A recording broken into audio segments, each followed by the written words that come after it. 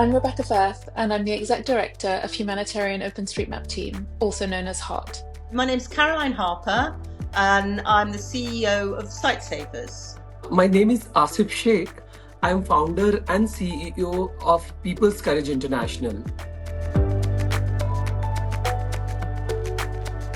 Strengthening your organization is important even if you never receive a windfall gift. Uncertain things happen all the time. You might lose funding, you might gain funding, you might see sectoral changes or changes in a major partner. Because of that, being ready to take advantage of those opportunities when they come is really important. Resilience at the moment is probably one of the most important characteristics an organisation needs to be able to display. I mean, we're living in unprecedented times. Governments in particular, recently the US, imminently the UK, Netherlands, Germany, are all cutting back very dramatically on the development grants that they're making to people, and sometimes really suddenly. So an organisation has to be able to manage both great news when an opportunity arises, but also if you have a situation where you lose grants very suddenly. So being in a position to cope with both of those kind of events, absolutely critical for the organisation to survive and thrive. To prepare for long-term sustainability, two things are really important. The first is to have a strategy which is flexible and adaptable to the changing conditions. At Humanitarian OpenStreetMap team, we have what's called a living strategy. This is a strategy that has no time frame, no limit. But you sense check and adapt it very regularly, annually, and maybe even quarterly, so that it actually reflects all the work that everybody in your organization is doing. The second thing that's important is to have a really clear business model. And if you're shifting your business model, to make that shift really early and in a way that your partners and your donors support. Shifting your business model can take years and needs to happen in a really graduated fashion. I think perhaps one of the most important things to be able to do is to be agile and make decisions quickly, because either a windfall coming through or indeed a cut from a government funding can happen really quite quickly.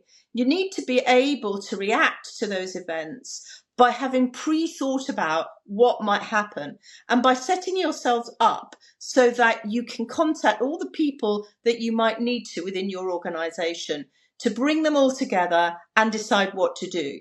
You can't be in a position where you're in a panic and you haven't already thought through what you might be doing.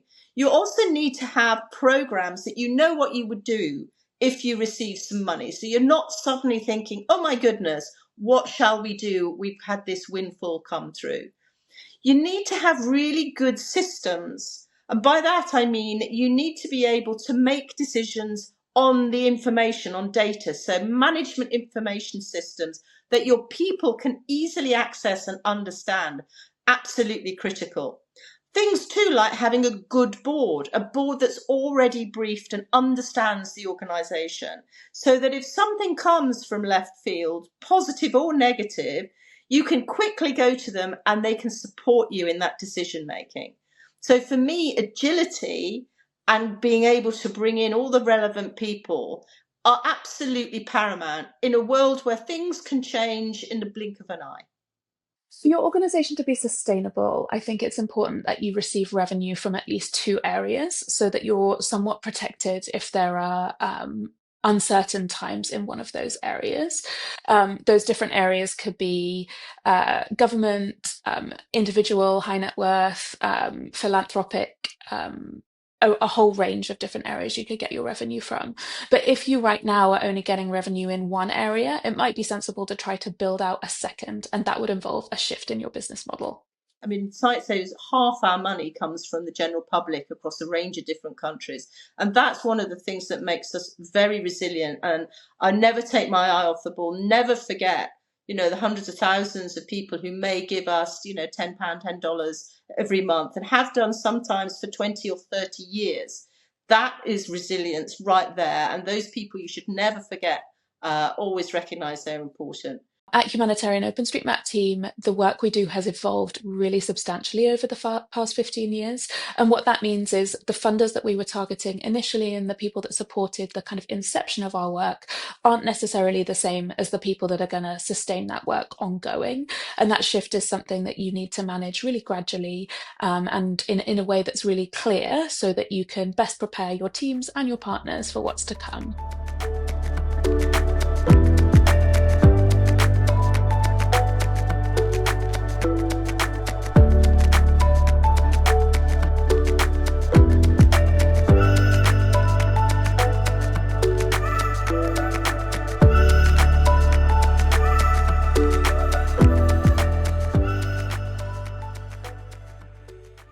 Regular operational review is really important to make sure that the systems and processes in your organization match that big vision of what you want to achieve.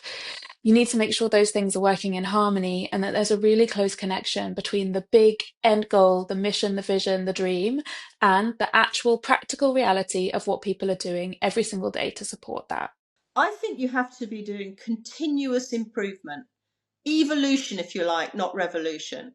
I think your people need to be proactively looking pretty much all the time. Are the systems fit for purpose? Is there something better that we could do? Are we in a good structure? Could we make a few tweaks here and there? So if you do that, if you maintain vigilance all the time with your management constantly looking at course correction, you're not so likely to have to do a complete stop and look at everything and major disruption to the organization.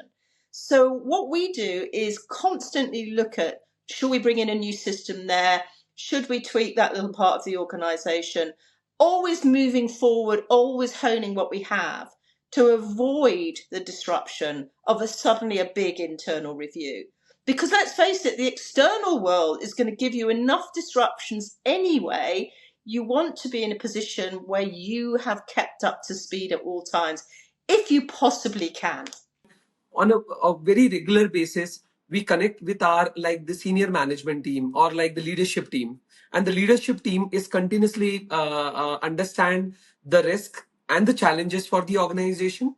They also try to identify different kind of opportunity that available for us, and also what kind of like the flexibilities exist in our like the system to scale or deeper our work. So basically we are not believe in the process ki every year we basically do the larger level like the review. Definitely every three year we like assess our strategy, and basically we engage external people in that process also. But in terms of like the regular identification of the risk and the program review, operational review, that's a very like the day-to-day kind of like the process. So every quarter our leadership team meet and they discuss all these things, and basically they try to make the changes in the strategies according to the conversation or the findings.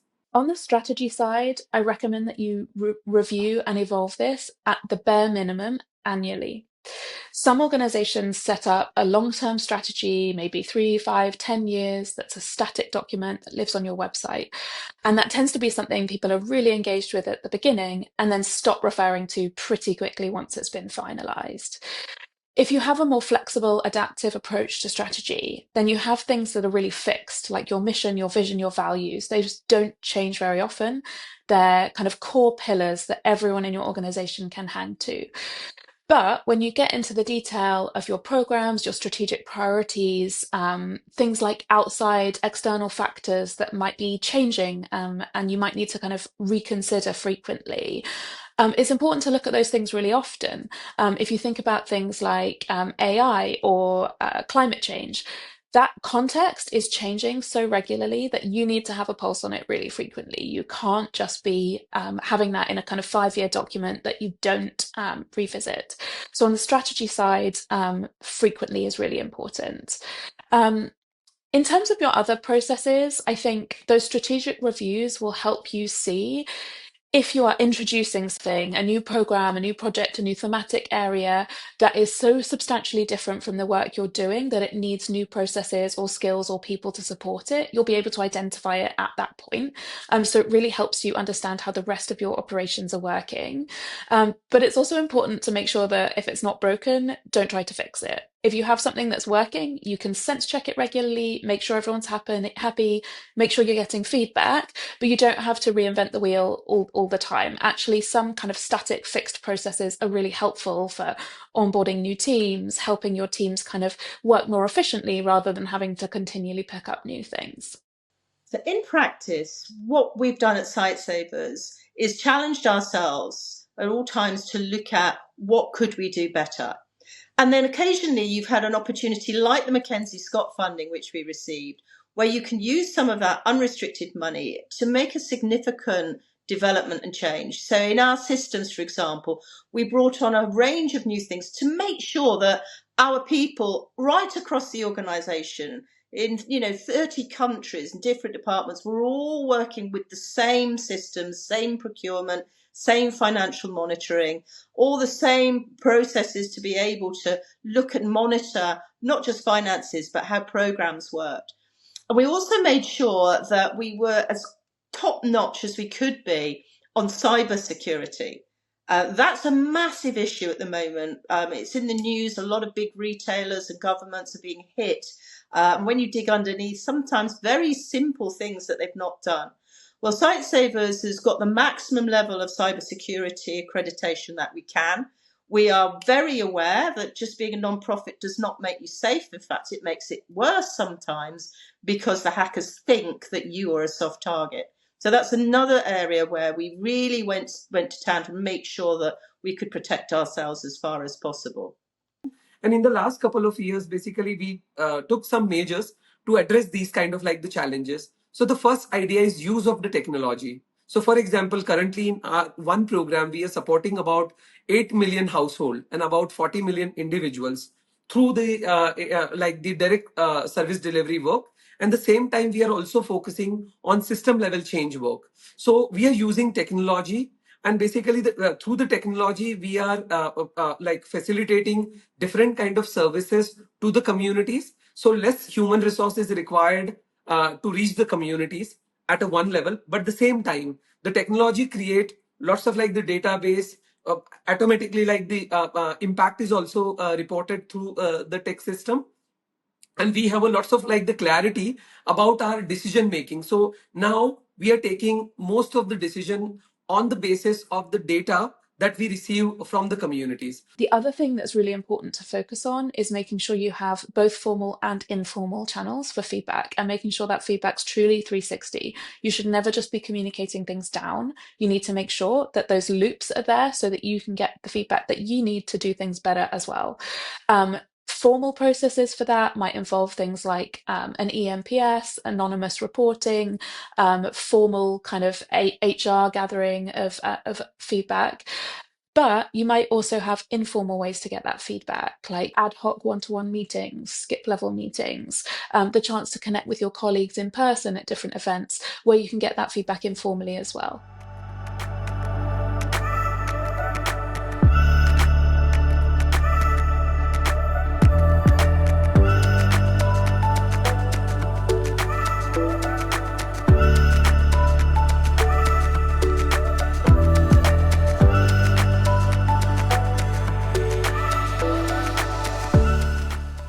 To me, stakeholder readiness means that when you actually launch something, nobody is surprised. You've done the work to go around, check in with everyone about what your plans are, get their feedback, adapt to that feedback, understand how you can best work together in that new future.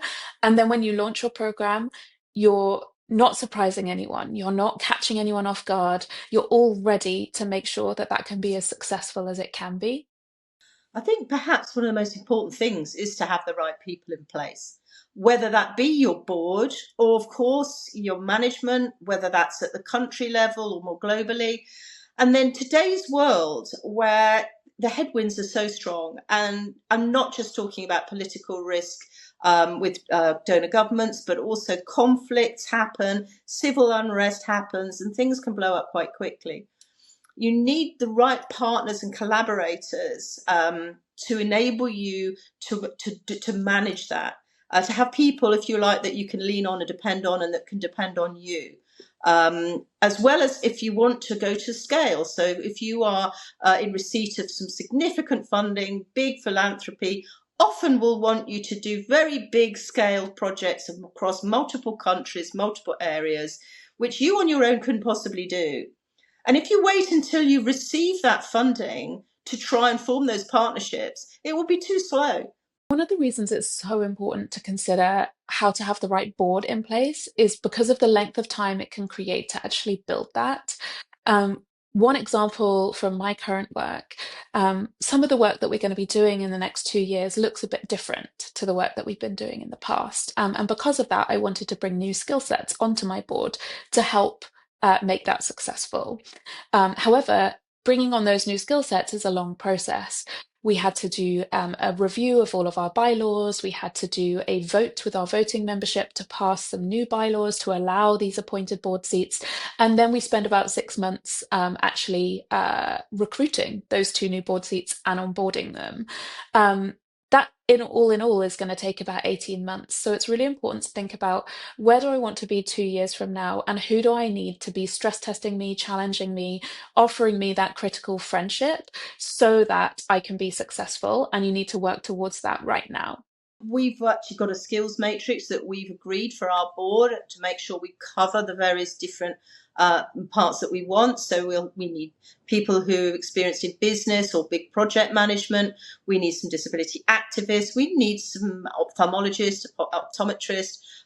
We need media. I mean, today's world, it's really important, not just the broadsheet media, but obviously understanding a bit about social media. So, a range of those kind of skills, and then also characteristics. You want to make sure that you've got some gender balance. You want to have ethnic balance. We obviously, as Sightsavers, it's very important to us to have the disability voice on the board, because you don't want to be making decisions about people with disabilities if their voice is not heard. So, we'll make sure that we have those characteristics and skills on our board. And that's when we go out to hire new people, we'll always bear that in mind. I think one thing that's really important with a windfall gift is, as a leader, it makes it more important than ever that you have a strong sense of the boundaries, of the edges of the work that you want to do, and that you communicate those really clearly to your teams. When receiving a windfall, you sometimes are looking at a type of funding that might be quite different to the type of funding your staff are used to working with. It might be less restricted, it might be more flexible, it might not have the same requirements with regard to kind of impact and financial reporting. And it's really important that in that process, you yourself are giving your team the direction, the clarity, the boundaries on how to use that, because it might not be defined already by the fund. We have a mixture of ways of briefing the board. One is relationships. Obviously, my relationship with my chair, I talk to him, tell him what we're seeing in the sort of horizon scanning, what might be possible, what we're hearing when we talk to some of the philanthropists, for example, when we visit some of the big conferences. I go to TED every year, people go to SCOL. What are we hearing? So that it's actually, they hear some of the mood music. We've got a couple of committees that are important. Perhaps the most important one is we call it our audit committee. But that's where there's an opportunity for boards, for a sort of smaller number of the boards, to get right under the skin of some of the programs. And that also means the relationships that underpin those programs, whether it be with the ministries in the countries, because we always work with the local governments, or your bigger strategic partnerships. I mean, for example, we have 2 critical ones, one with CBM and one with the Carter Center in the States. So they will explore what's happening there. So that's a very important committee. I also talk to a number of different trustees who have particular interests, some disability activists that we have on our board. Also, we will have business people, ones who've got experience, an ophthalmologist in Cameroon. And those we would talk to all the time about different things that are happening, just to make sure everyone is sighted as far as possible on what is actually happening out there.